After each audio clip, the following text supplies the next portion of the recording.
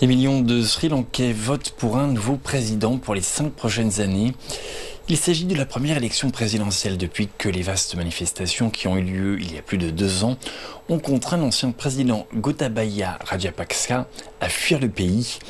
38 candidats se présentent à l'élection présidentielle de cette année. Le président sortant, Ranil Wickremesinghe, fait partie des 3 principaux candidats.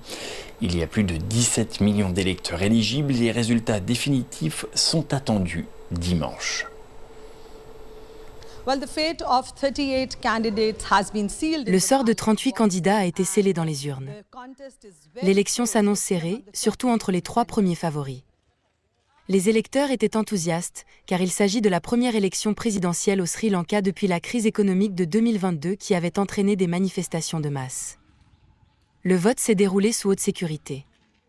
Cette fois-ci, plus de 17 millions d'électeurs inscrits ont voté dans plus de 13 000 bureaux de vote. Cette 9e élection présidentielle est différente à bien des égards. Elle est considérée comme une lutte à 3 dans un nouveau paysage politique où un 3e parti politique, le pouvoir populaire national d'Anura Kumara Dissanayake, a gagné en popularité grâce à ses promesses en matière de lutte contre la corruption et d'aide sociale.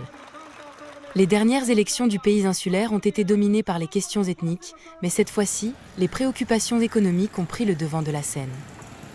Des questions telles que l'augmentation du coût de la vie et le chômage ont pesé lourd dans l'esprit des électeurs. Peu importe le vainqueur de l'élection, il devra s'efforcer de redresser l'économie du pays insulaire. Le nouveau président et son équipe devront commencer à rembourser les créanciers étrangers, attirer les investissements et mener à bien un programme de 4 ans du Fonds monétaire international. Samedi, vers minuit, les bulletins de vote par correspondance seront dépouillés et dimanche à midi, le tableau devrait être clair. Le Sri Lanka dispose d'un système de vote préférentiel, de sorte que si le candidat en tête n'obtient pas 50% des voix plus une, le décompte des secondes voix commencera.